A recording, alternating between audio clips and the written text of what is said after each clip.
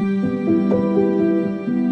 all began at the age of 3, was my first foster home. I was through 14 different foster homes.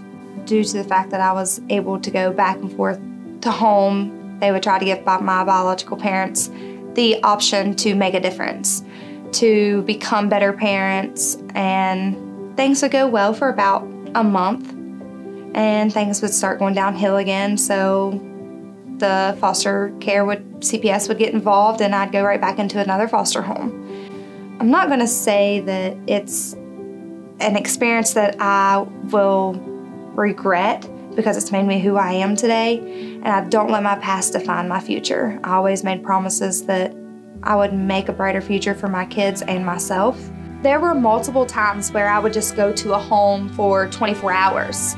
Just having that 24 hours with a home that I wasn't on the street or sitting in an office with my bag crying my eyes out wondering, you know, am I even going to be able to go to school the next day? Because that happened to me once.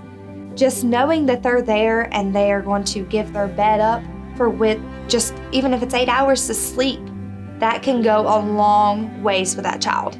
I love my biological parents, don't get me wrong, and I loved some of the homes that I went into, but it's not something that I would ever want to relive, if that makes sense.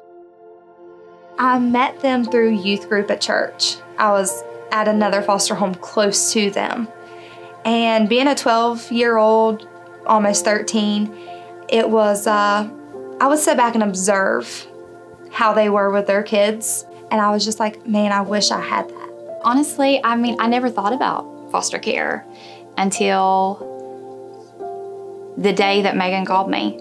My phone rang and I answered it, and she's like, this is Megan. And I'm like, oh yeah.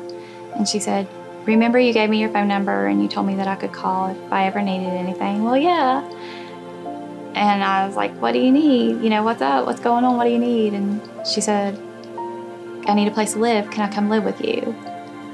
They did know what was going on in the home that I was in at the time, which it all just fell into place. It was very hard for me to let my guard down.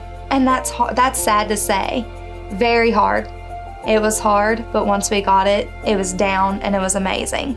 I won't say we were trying to find excuses, but we were thinking of all the reasons why we couldn't, like logical reasons why we couldn't. My oldest biological son is autistic, nonverbal, and a type 1 diabetic. So we just didn't know, do we have the time? Do we have the energy? Do we have the means? Do we have, you know, what it takes to do this? And my youngest son, who was 7 at the time, walked out of the bedroom and he said, Mom, are you talking about that Megan girl that was at youth? And I said, yeah. And he said, I like her. And I said, well, we do too, but you know, it's not like she's just gonna come and stay. She would actually come all the time, and we just don't have the room. And he said, but me and Austin could share a room and she could have my room.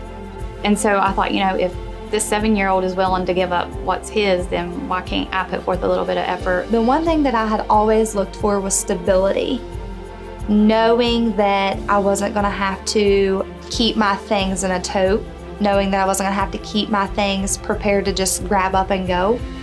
I believe that there needs to be more families found that are gonna be loving and nurturing, even if they have biological kids, because the family that I found last did have, and I was still loved and nurtured. You never know the impact that you're gonna make on anybody's life, especially a child who's in foster care. They take the littlest things and it means so much to them. You may think that it's just so minor that it's not worth it, but I can promise you that if it's a nice word, a kind gesture, a gift, that it will mean more to these kids than you could ever imagine. There are a lot of children out there suffering because there are not enough foster parents in the state of West Virginia. They're having to settle for less whenever they don't deserve that. They didn't make their life decisions, so they should not be having to suffer the consequences. The families absolutely do not need to be rich. Money is not going to buy your happiness. Money is not going to supply that trust. The most important thing that is priceless is the love and the nurturing, and I'll never stress that enough.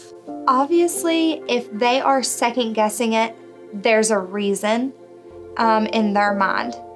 But if they're already going that far with it because they know these children need them, then I believe that they need to be brave and they need to step out on that tree limb and go for it. The worst that can happen is they get into it and they do see, oh, this isn't for me. Then, they could back out, but I doubt that they're going to, because they're going to push further. They're going to say, oh, wow, I'm thankful I did do this. I'm thankful I stepped out on this tree limb. You don't know what's around that next corner until you get there. They need to do it.